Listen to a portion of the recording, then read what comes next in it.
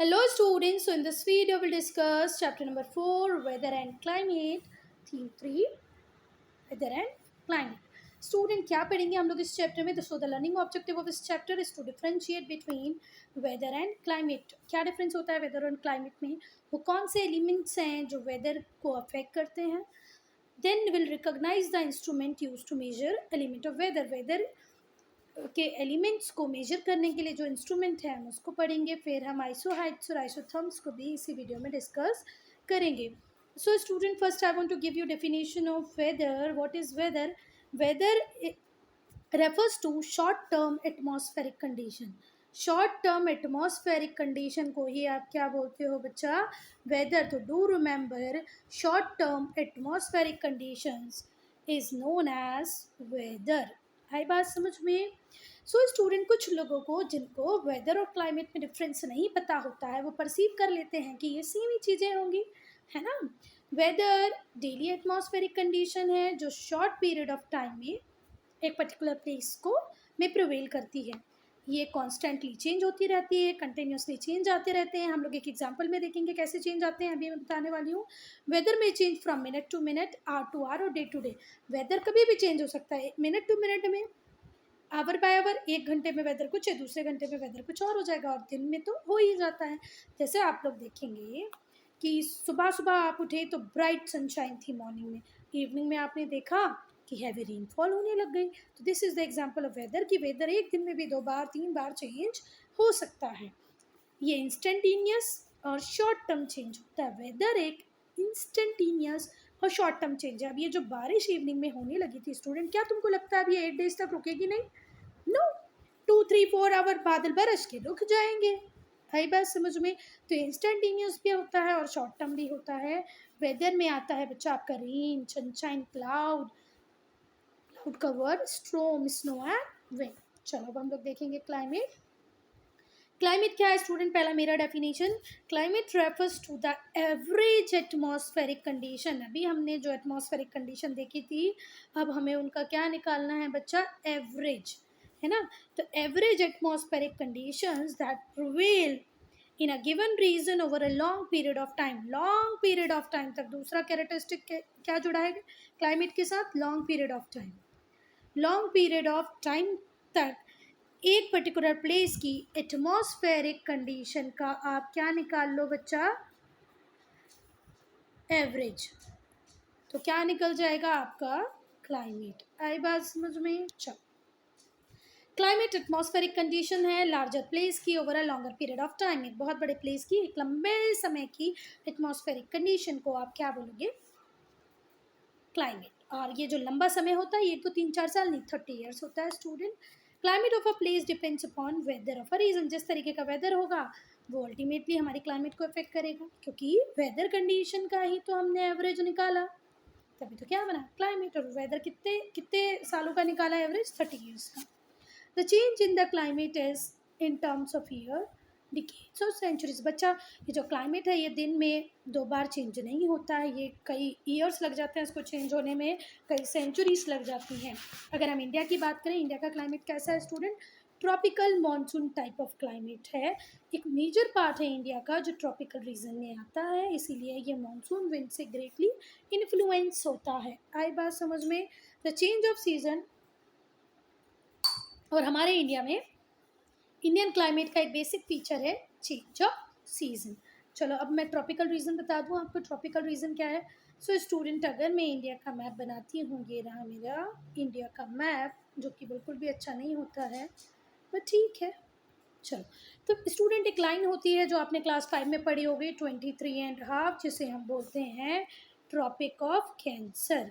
ये जो लाइन है जिसे आप बोलते हो ट्रॉपिक ऑफ कैंसर, ये इंडिया को 2 पार्ट्स में डिवाइड कर देती है. नीचे वाले पार्ट को हम बोलते हैं ट्रॉपिकल रीजन, ठीक है, और जो ऊपर वाला पार्ट होता है इसे हम बोलते हैं सब ट्रॉपिकल रीजन. तो बस यही बोला ना यहाँ पर भी इन्होंने कि हमारे इंडिया का एक बहुत बड़ा पार्ट, ये पूरा पार्ट किसके अंदर आता है? ट्रॉपिकल रीजन के अंदर आता है, और मानसून विंड्स इसको अफेक्ट करती हैं. सो स्टूडेंट, हम अब देखेंगे एलिमेंट्स ऑफ वेदर कंडीशन. तो कौन कौन से एलिमेंट्स हैं वेदर के और क्लाइमेट के? Elements of weather and climate. ये मैंने पहले गलत बोला था, है ना, ध्यान से सुनो। Elements of weather and climate, तो एलिमेंट्स हैं temperature, atmospheric pressure, humidity, condensation, precipitation and wind. हम इनको एक एक करके ग्रेट डिटेल में पढ़ेंगे बच्चा, पर यहाँ पर याद रखें elements of weather and climate, पहला एलिमेंट टेम्परेचर, दूसरा एटमॉस्फेरिक प्रेशर, तीसरा humidity, fourth condensation, fifth precipitation and sixth one is wind. तो टेम्परेचर को देखेंगे। Temperature most commonly measured weather parameter है बच्चा। ये डिग्री होती है हॉटनेस और कोल्डनेस की in the air. It is a degree of hotness and coldness of the air. हवा में कितनी गर्मी है, कितनी ठंडी है, ये हमें बताता है। ये मतलब क्या है, टेम्परेचर। एंड स्टूडेंट, ये जो टेम्परेचर है ये बहुत इंपॉर्टेंट है। क्यों? क्योंकि हमारे प्लांट की ग्रोथ, हमारे एनिमल की ग्रोथ अल्टीमेटली टेम्परेचर से कहीं ना कहीं बहुत ज़्यादा अफेक्टेड है। ये एवोपरेशन के रेट का, एवोपरेशन क्या होता है बच्चा, हमारे पानी का गैस बन जाना, है ना, वो conversion of water into water vapour is called evaporation. तो एवोपरेशन का रेट, जितना ज़्यादा टेम्परेचर होगा उतना ज़्यादा एवोपरेशन होगा। पानी जल्दी जल्दी गर्म होगा और एवोपरेट होके ऊपर जाएगा। So change of water into water vapour is called evaporation. Evaporation का रेट टेम्परेचर डिसाइड करेगा। जितना कम टेम्परेचर उतना कम एवोपरेशन, जितना ज़्यादा टेम्परेचर उतना ज़्यादा एवोपरेशन। फिर ह्यूमिडिटी।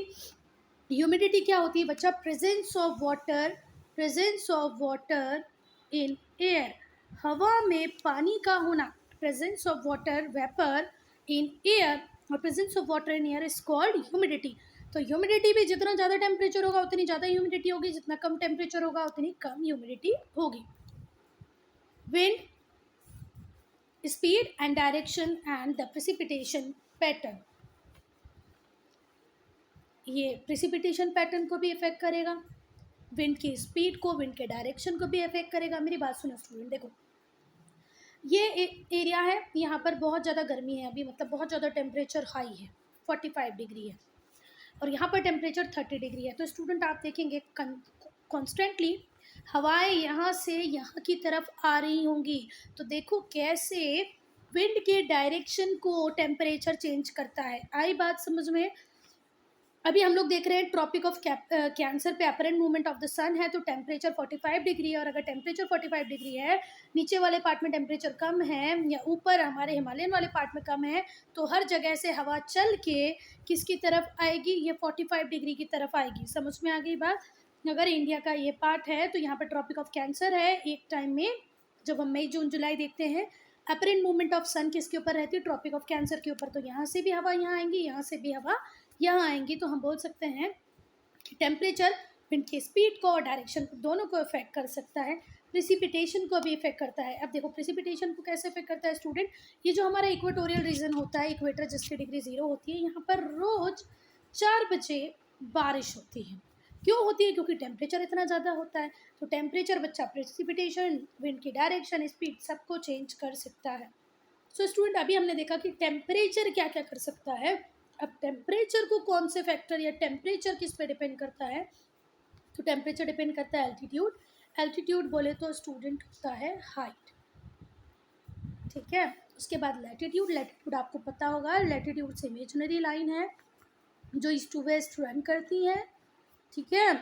आप जितने हायर एल्टीट्यूड्स पे रहेंगे उतना ही आपका टेम्परेचर कम होगा। जितना आप लोअर एल्टीट्यूड 0 डिग्री इक्वेटर के बाद 1 2 3 यहाँ इस एरिया में रहेंगे तो उतना ही आपका टेम्परेचर ज़्यादा होगा। विंड, ओशन करंट, एक आप इस जगह में रह रहे हैं जहाँ कोल्ड ओशन करंट रहती है तो आपका टेम्परेचर कम हो जाएगा। आप किसी ऐसी जगह रह रहे हैं जहाँ वार्म ओशन करंट मिलती है तो आपका टेम्परेचर बढ़ जाएगा। क्लाउड कवर, ये सारे फैक्टर्स हैं जो इफेक्ट करते हैं टेम्परेचर को। ना स्टूडेंट्स, एल्टीट्यूड। एल्टीट्यूड का मतलब क्या होता है, हाइट। ये रहा हमारा मीन सी लेवल। आप मीन सी लेवल से कितना हाइट पर हैं उस पर भी आपका टेम्परेचर डिपेंड करेगा। अगर हम दिल्ली की बात करें तो दिल्ली 216 मीटर हाई है, किससे, मीन सी लेवल से। तो यहाँ पर मई में टेम्परेचर होता है 40 डिग्री सेंटीग्रेड। वहीं अगर मैं नैनीताल की बात करूँ तो नैनीताल है 2084 metre high from mean sea level. Mean sea level से ये 2084 मीटर हाई है, तो यहाँ पर मई में टेम्परेचर होता है 30 डिग्री। आई बात समझ में? तो स्टूडेंट जितना ज़्यादा आप हाइट पे रहेंगे उतना आपका टेम्परेचर होगा कम, ठीक है। मीन सी लेवल से जितना ज़्यादा आप ऊपर की तरफ जाएंगे आपको टेम्परेचर मिलेगा लेस, कम, ठीक है। और जितना नीचे की तरफ रहेंगे उतना ही आपका टेम्परेचर होगा मोर, ज़्यादा। नेक्स्ट है latitude. Latitude measures the distance of a place from the equator. जैसे मैंने बताया, ये रही हमारी अर्थ को 2 हाफ्स में डिवाइड करता है, नदर्न हेमिस्फीयर और सदर्न हेमिस्फीयर में हमारा इक्वेटर, जिसकी डिग्री है 0 डिग्री, ठीक है। तो हमारी अर्थ का जो शेप है वो स्पेरिकल है स्टूडेंट। तो ये जो लैटिट्यूड है ये मेजर किया जाता है इक्वेटर से। इक्वेटर से जितना ज़्यादा दूर रहोगे उतना आपका क्लाइमेट कैसा होगा बच्चा? कोल्ड। इक्वेटर के जितना पास आप रहोगे उतना आपका क्लाइमेट होगा हॉट। क्योंकि स्टूडेंट अर्थ का शेप स्पेरिकल है, इसीलिए जो सनलाइट का डिस्ट्रीब्यूशन है ये प्रॉपर नहीं है, किसी जगह पे बहुत ज़्यादा है, किसी पे कम है। जो हमारा इक्वेटर है वहाँ तो ओवरहेड सन होता है, इसीलिए हीट का कॉन्सेंट्रेशन इस स्मॉलर एरिया में ज़्यादा होता है।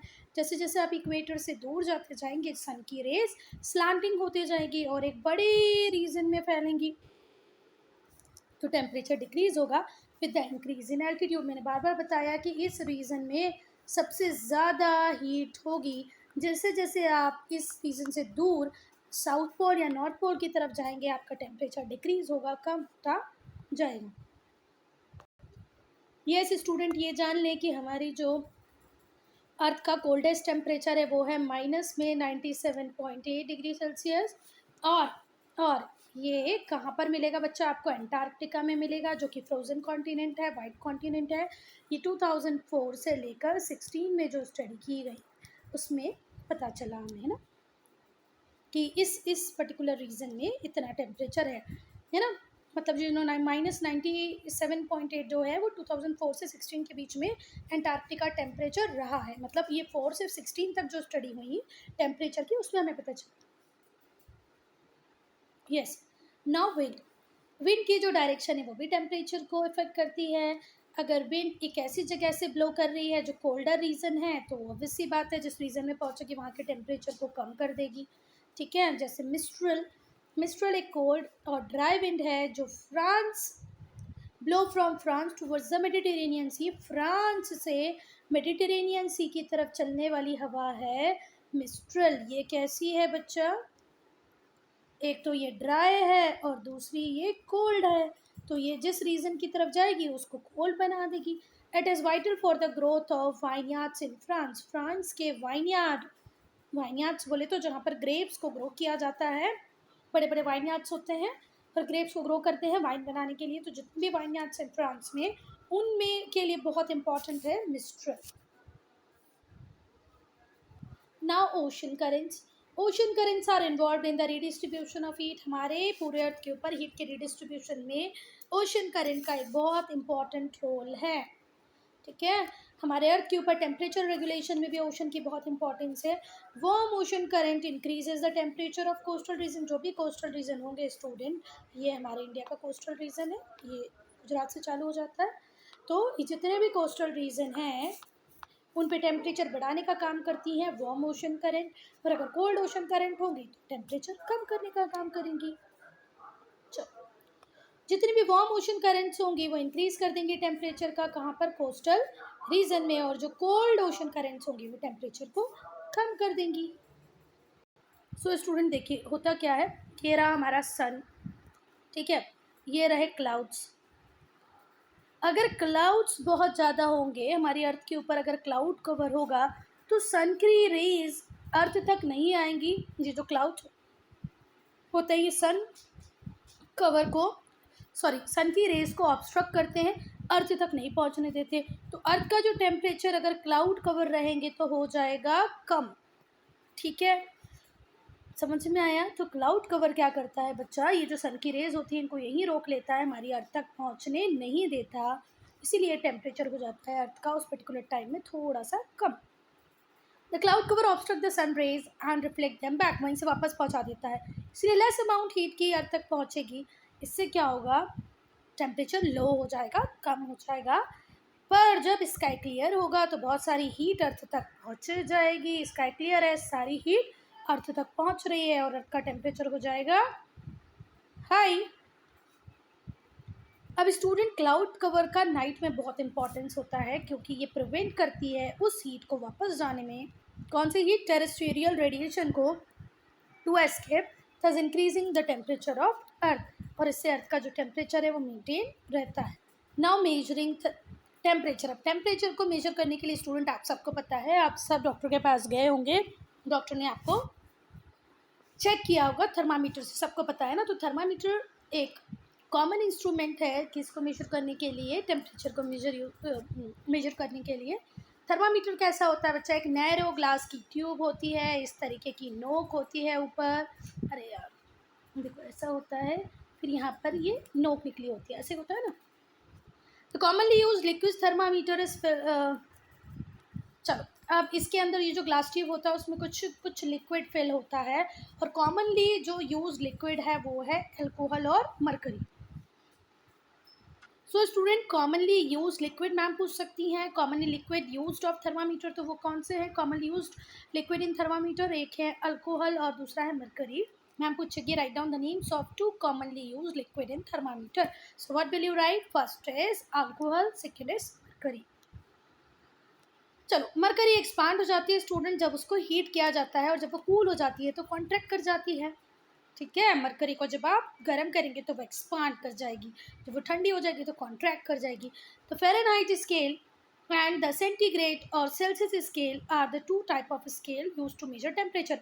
टेम्परेचर को मेजर करने के लिए दो स्केल होते हैं बच्चा, एक होता है फ़ारेनहाइट, है ना, और दूसरा होता है सेंटीग्रेड। सेंटीग्रेड को हम सेल्सियस स्केल भी बोलते हैं।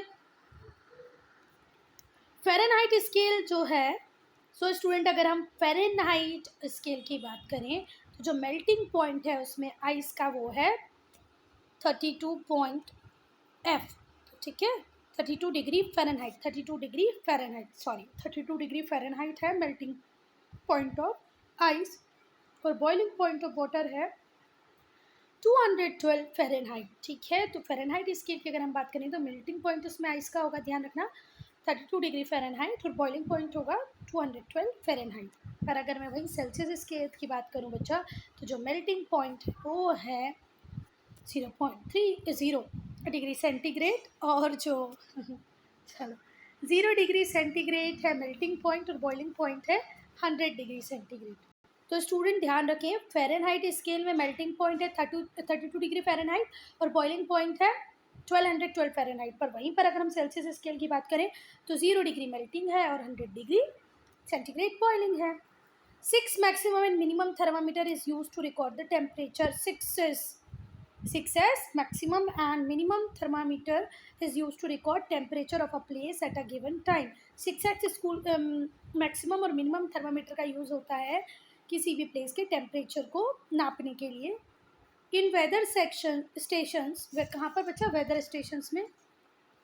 सो स्टूडेंट, किसी भी प्लेस के टेम्परेचर को मेजर करने के लिए 6 मैक्सिमम और मिनिमम थर्मामीटर का यूज़ होता है, ठीक है। कहाँ पर? वेदर स्टेशंस में।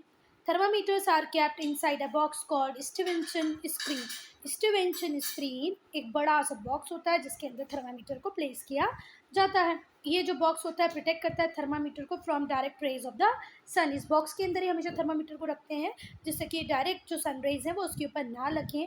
It is use for an accurate recording of temperature. Temperature की एक्यूरेट रिकॉर्डिंग के लिए ये यूज होता है। ये रहा बेटा 6 मैक्सिमम मिनिमम थर्मामीटर का डायग्राम, ठीक है। ये 6x मैक्सिमम और minimum thermometer. To record and plot the fluctuation of temperature on a graph paper, a thermograph is used. बच्चा, ये जो टेम्परेचर बढ़ रहा है फिर कम हो रहा है फिर बढ़ जा रहा है फिर कम हो रहा है, इसको प्लॉट करने के लिए किसका यूज़ होता है? थर्मोग्राफ का। तो what is the use of thermograph? To record the fluctuating temperature on a graph paper. Graph paper पे फ्लक्चुएटिंग टेम्परेचर को रिकॉर्ड करने के लिए यूज़ होता है थर्मोग्राफ का। It is automatic and self recording thermometer. और ये कैसा होता है बच्चा? ऑटोमेटिक और self recording thermometer.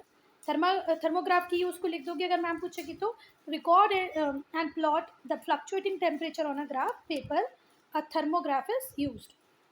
Now atmospheric pressure की अगर हम बात करें तो the atmosphere of earth comprises air, हमारे जो अर्थ का जो एटमॉस्फेयर है, जो अर्थ के बाहर 1600 किलोमीटर तक फैला हुआ है स्टूडेंट, इसमें बहुत सारी गैसेस होती हैं, जैसे oxygen, nitrogen, argon, carbon, neon, carbon dioxide, water vapour, argon, neon, oxygen, nitrogen, these all are the gases which you can found in atmosphere. ये हमें सब, ये सारी गैसेस हमें कहाँ मिल जाएंगी बच्चा? एटमॉस्फेयर में।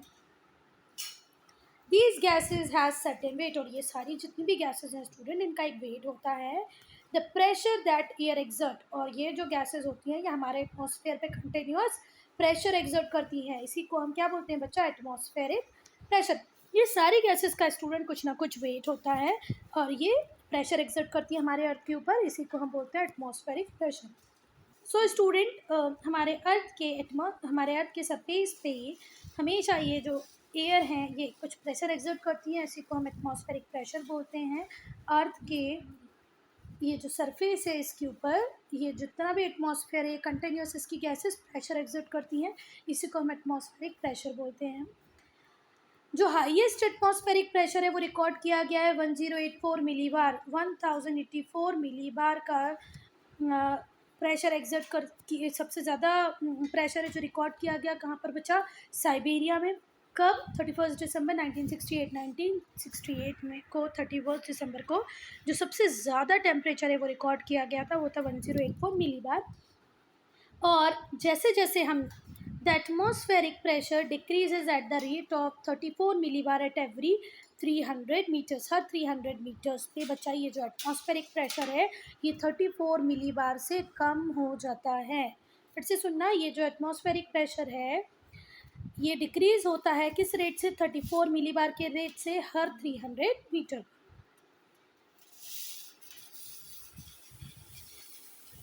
स्टूडेंट्स, ये जो एटमॉस्फेयर है ना, उसकी स्टैंडर्ड वैल्यू है, the standard value of atmospheric pressure is 6.6 kilograms पर क्यूबिक इंच। पर क्यूबिक इंच पर 6.6 किलोग्राम का एटमॉस्फेरिक प्रेशर होता है। कहाँ पर बच्चा? मीन सी लेवल पे। पर हम इससे अवेयर ही नहीं होते हैं। अब आप लोग मुझे बताएंगे क्यों? यस स्टूडेंट, तो मैं ही बता देती हूँ क्यों क्यों क्यों क्यों। देखो देखो, हमारा जो मीन सी लेवल है उस पर 6.6 किलोग्राम पर क्यूबिक इंच क्या है? एटमॉस्फेरिक प्रेशर है स्टूडेंट। फिर भी हम उसको फील नहीं करते हैं। क्यों? क्योंकि जो रीज़न है वो है द रीज़न इज कि हमारी जो बॉडी है वो भी सेम प्रेशर एक्सर्ट करती है, इसीलिए हम एटमॉस्फेरिक प्रेशर को फील नहीं कर पाते हैं। The reason we can't feel it is that air within our body is exerting the same pressure outward। हमारी बॉडी के अंदर जो एयर है वो हमारे लंग्स में है, चाहे कहीं पर भी है, वो भी बाहर की तरफ आउटवर्ड उतना ही प्रेशर एक्सर्ट करती है, इसीलिए हम एटमॉस्फेरिक प्रेशर को फील नहीं कर सकते। पर फिर से फटाफट, the reason we can't feel it is that the air within our body is exerting the same pressure outward। चलो, तो स्टूडेंट ये जो एटमॉस्फेरिक प्रेशर है ये हर जगह एक जैसा नहीं है, ठीक है। इसको भी बहुत सारे फैक्टर इफेक्ट करते हैं, जैसे altitude, temperature, amount of moisture present in the air में जितना मॉइस्चर प्रेजेंट है, टेम्परेचर कितना है, किस साइड पे है मतलब एल्टीट्यूड, डेंसिटी ऑफ एयर, इन सब बातों पे एटमॉस्फेरिक प्रेशर डिपेंड करता है। The atmospheric pressure and wind are closely related to the pressure difference. अच्छा, एटमॉस्फेरिक प्रेशर और विंड का एक क्लोज रिलेशन होता है। Wind blow because of vertical and horizontal pressure difference on earth surface. Earth surface पे जो horizontal और vertical pressure difference होता है, इसकी वजह से हवाएं चलती हैं। ये चीज़ समझ में नहीं आई होगी ना अभी कि कैसे, तो ये अभी हम इस डायग्राम के थ्रू समझेंगे। तो अभी इसके लिए इतना ही समझो कि जो वर्टिकल हॉरिजॉन्टल प्रेशर डिफरेंस है अर्थ सरफेस पे, हॉरिजॉन्टल वर्टिकल प्रेशर है अर्थ सरफेस पे, इसी की वजह से हवाएं चलती हैं। अभी इतना ही लर्न करो, फिर हम यहाँ पर देखेंगे।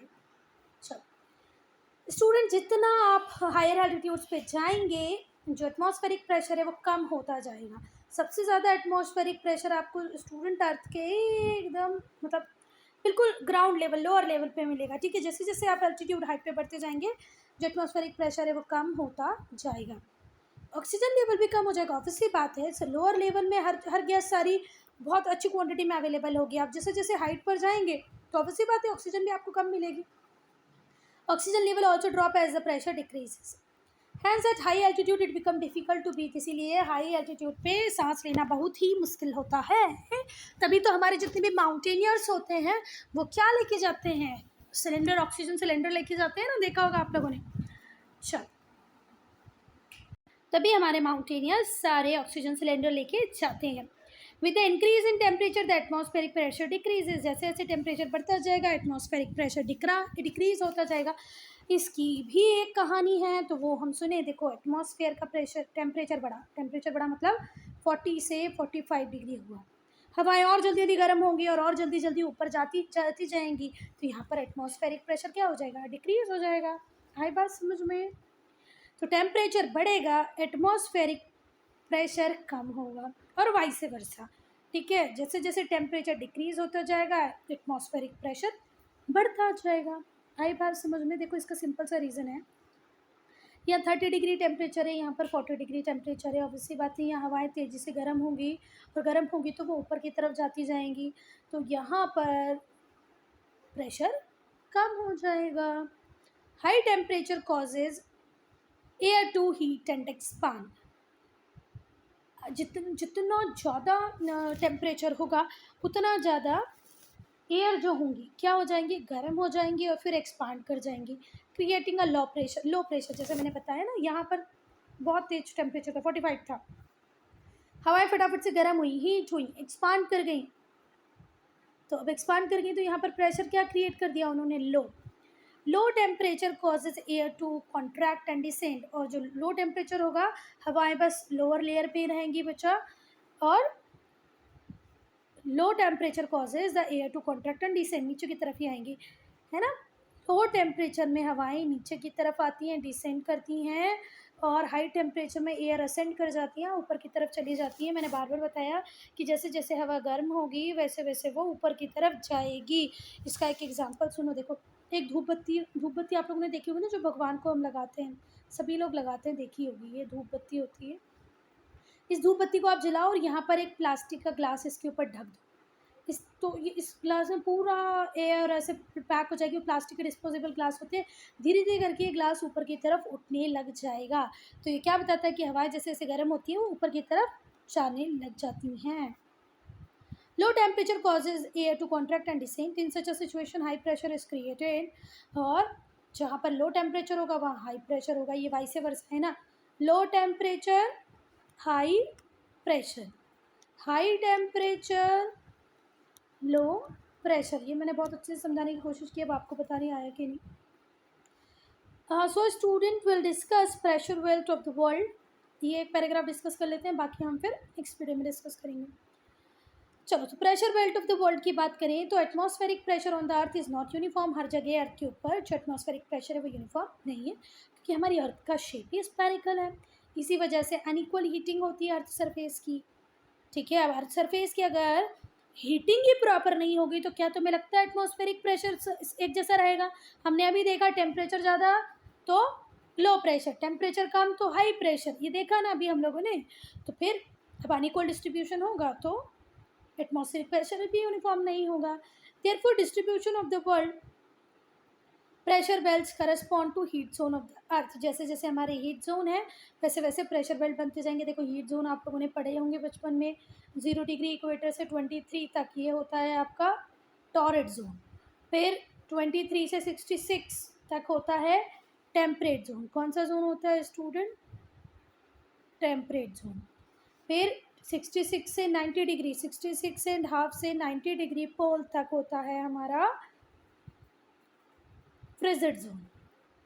आई बात समझ में? तो ये हैं हमारे, क्या है बच्चा, ये हमारे हीट जोन्स हैं। ये है टॉर्रिड, ये है टेम्परेट और ये है फ्रिजिड।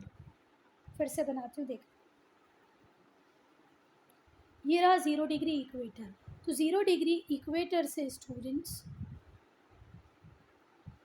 23.5 नॉर्थ में भी और साउथ में भी ये जो रीजन है ये होता है आपका taurus zone. Too much heat है ना, बहुत हीट है, बहुत ह्यूमिडिटी है ना। और फिर आएगा आपका एक्सट्रीमली हॉट। कैसा रीज़न है ये? Extremely hot. आई बात समझ में? चलो उसके बाद जब आप 23 से 66 वाले रीज़न को देखोगे, 23 से 66 तक जो रीज़न है ये रीज़न होता है neither too hot nor too cold. Neither, ना तो बहुत ज़्यादा गर्म होगा नॉर ज़्यादा ठंडा होगा। Neither too hot nor too cold. फिर उसके बाद हम बेटा ये 66 से 90 डिग्री साउथ पोल की बात करूँ या 66 से नॉर्थ पोल 90 डिग्री तक की बात करूँ, ये रीजन होता है बच्चा फ्रिजिड जोन, एक्सट्रीमली कोल्ड। तो ये इनको हम बोलते हैं बच्चा हीट जोन्स। और स्टूडेंट ये जो प्रेशर बेल्ट हैं ये परमानेंट नहीं रहते हैं, ये शिफ्ट करते रहते हैं, ठीक है। These pressure belts are not permanent in nature, they fluctuate northward and southward. हमेशा फ्लक्चुएशन होती रहेगी, नॉर्थवर्ड जाएंगे फिर साउथवर्ड आएंगे with the movement of sun. जैसे जैसे सन की अपरेंट मूवमेंट होती रहेगी उस हिसाब से ये इक्वेटर से नॉर्थ की तरफ भी मूव करेंगे, फिर इक्वेटर से साउथ की तरफ भी मूव करेंगे। यहाँ पर हम लोग देखेंगे 7 मेजर प्रेशर बेल्ट्स। कितने? 7 मेजर प्रेशर बेल्ट्स हैं। पहला इक्वेटोरियल पे बनेगा इक्वेटोरियल लो प्रेशर बेल्ट।